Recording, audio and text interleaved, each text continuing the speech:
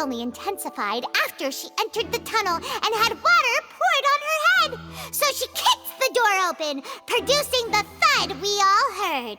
Hearing the commotion, Cowell leapt into the tunnel, only to discover that Lily-Ann had not dissolved. He did not know that Lily-Ann was not from Fontaine, but was a thief who made her way in by stealing a ticket.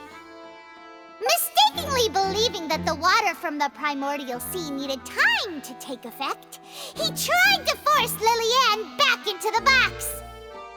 The two broke the flower vase during the struggle, but Lily-Ann came out on top, knocking Cowell out and putting him in the box. With no way of escaping, she changed her clothes and hid in the costume trunk until the performance ended.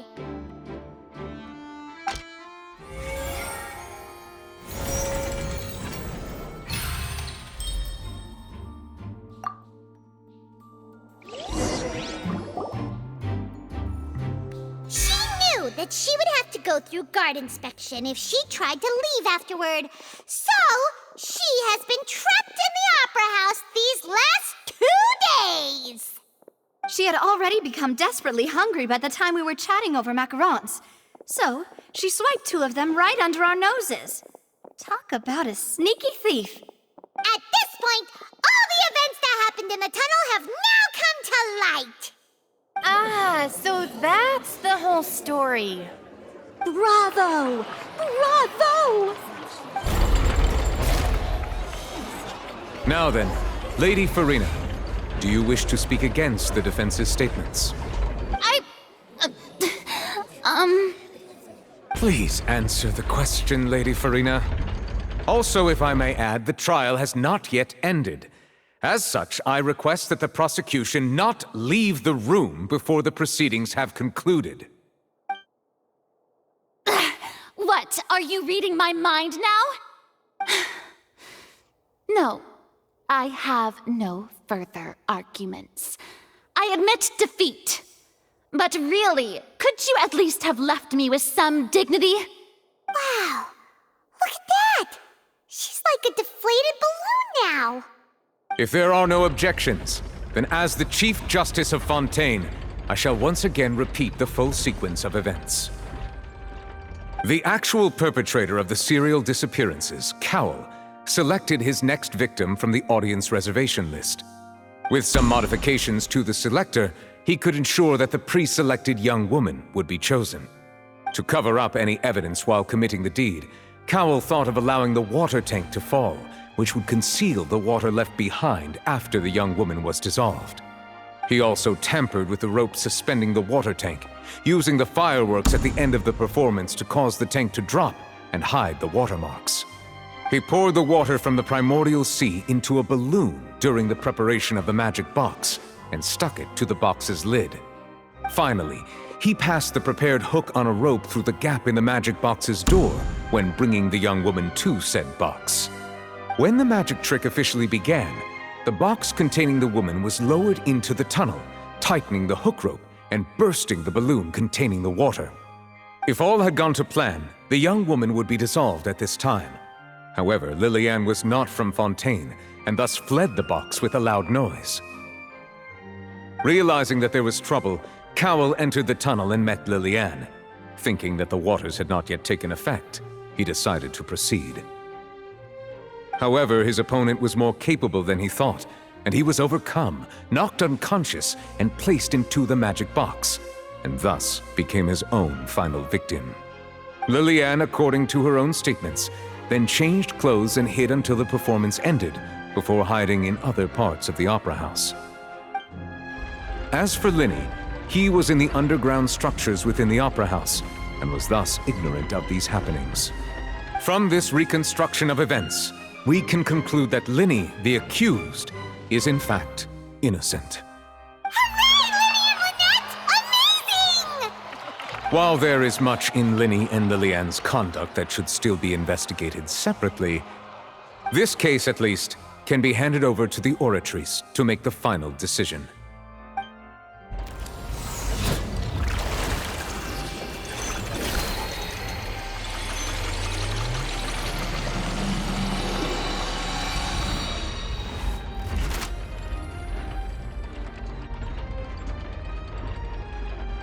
As such, Lyney and Lynette are officially declared not guilty. Victory for Ace Detective Paimon! Great work, partners. Thank you all. Thank you so much. Next, I think we deserve an explanation, Guard Vaughn. How did you find the water from the primordial sea in Lyney's baggage? Right! Your discovery caused me to make a serious mistake, you know. Or was that not a discovery, but false evidence that you dare to bring before this court? I suspect that the accomplice mentioned in Cowell's notes was not Lyney, but you, yes?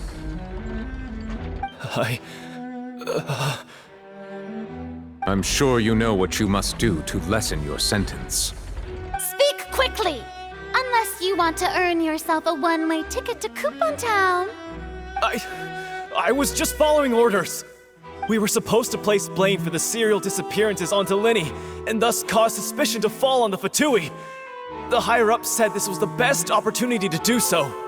And now that your plan has fallen through, and the secrets of the water have been revealed, you have become a liability to said higher-ups, yes? Therefore, you would be wise to tell everything you know and seek the protection of the guards. Yes, I'll tell you everything I know. Our boss discovered that the water can cause people to dissolve. It can also be made into a potion, which when extremely diluted, can cause people to experience unforgettable exhilaration. We've been in this business for a while now, and have made decent more off it. The disappearances were also the boss's idea. I mean, this is the boss we're talking about.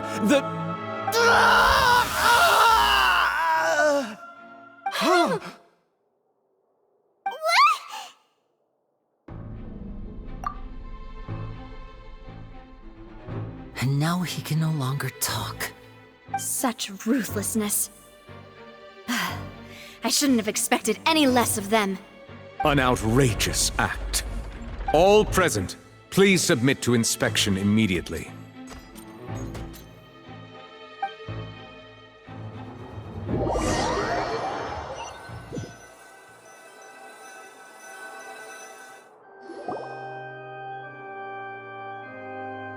So, we're just going back now?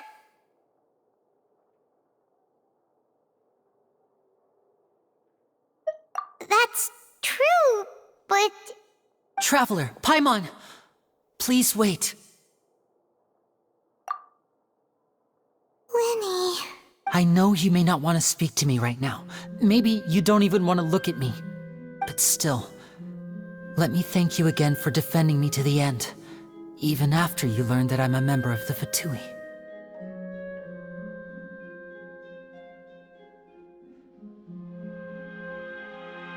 I guess. But regardless, I'd like the opportunity to set things straight. I didn't approach you with any ulterior motives or ill intent. I've spoken to you as myself, just plain Lyney this entire time. As for why I'm a Fatus, it's because the goals of the House of the Hearth align with those of an orphan like me. That's all. That was how Father, who you might know as the Knave, approached recruiting us back then too. The Knave? The one who controls the House of the Hearth? She's your father?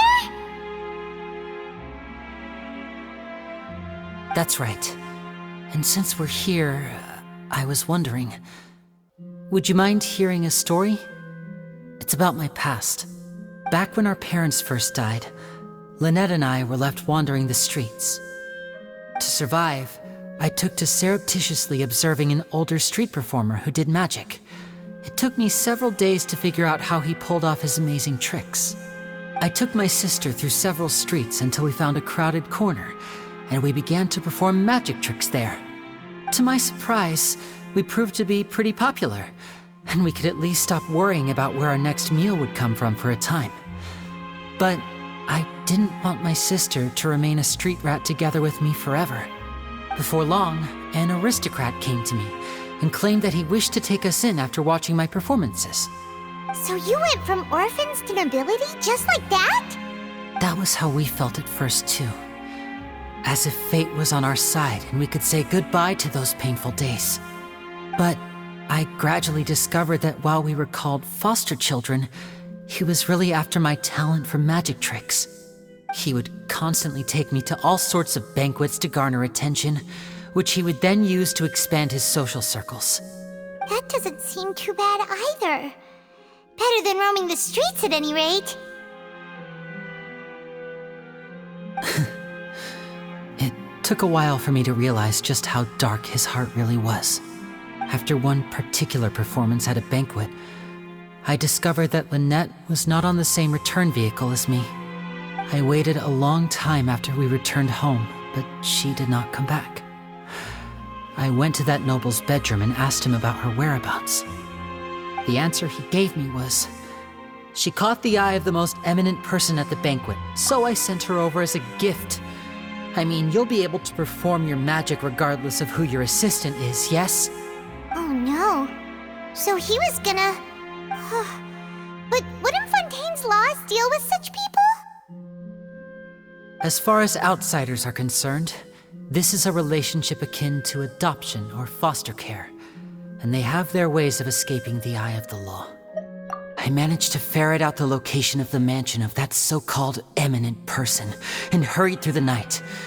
But by the time I leaped over the walls, avoided the guards, and made my way in, all I saw was the moonlit ground covered in blood, and the knave standing there in the darkness. So, she'd already taken care of that guy.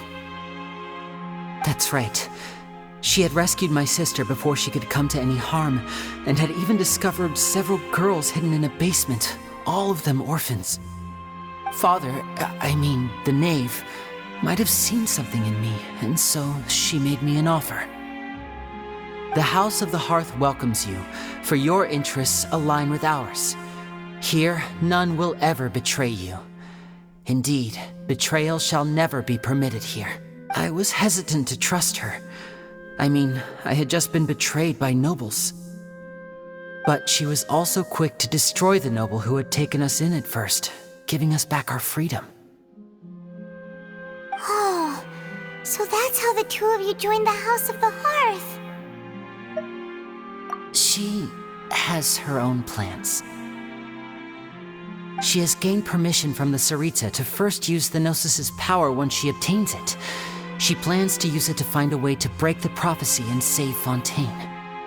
So, she believes in that prophecy too? That's right. The whole House of the Hearth is currently working to combat that crisis. Today's case has also proven that people from Fontaine can indeed dissolve into some sort of water, thus further supporting the prophecy. Everyone at Hotel Bouffe d'été, including the knave, has their roots in Fontaine. And we will always defend our homeland. To us orphans, the only connection we have left to this world, apart from our family, is our homeland. So, from small deeds like distributing magic pockets to huge schemes like stealing a Gnosis, everything is aimed at dealing with that prophecy. It's all right. I understand. The only thing I can do is relate all this to you.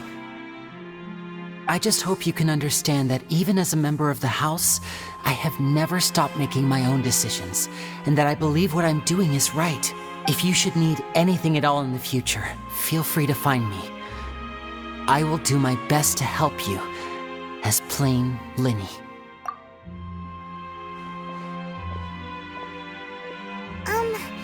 Bye, Lyney!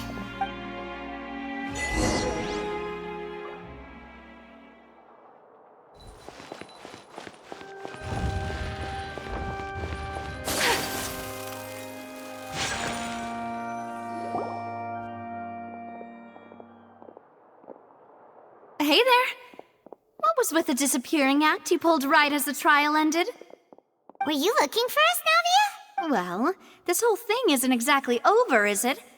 I do feel that we're getting closer to solving the serial disappearances case, though. Don't you think so, too? Huh? What's wrong, my dear partner?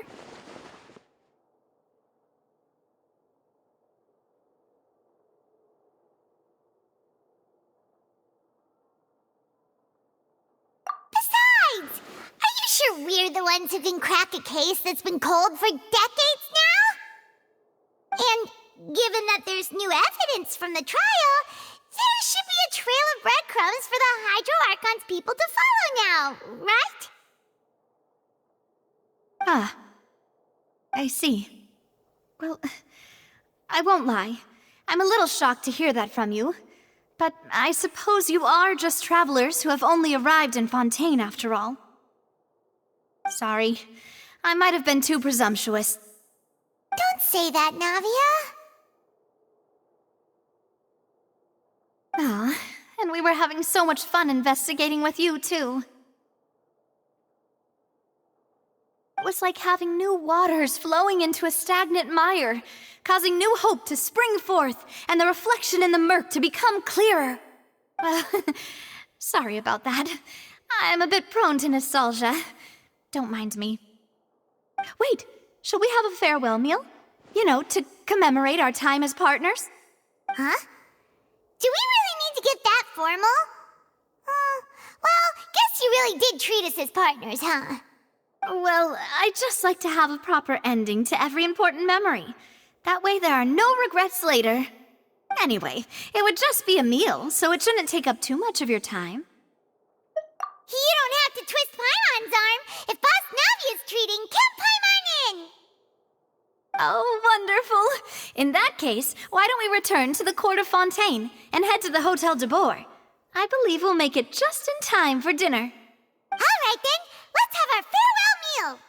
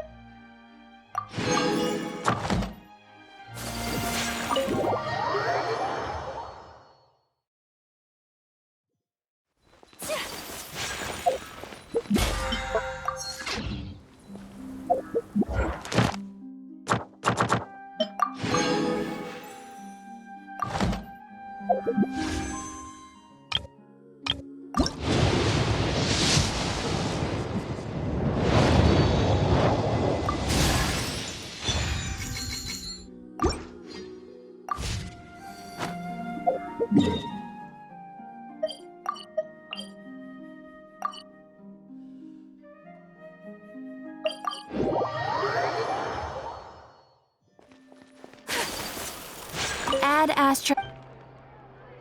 Thank you for Ad Astra.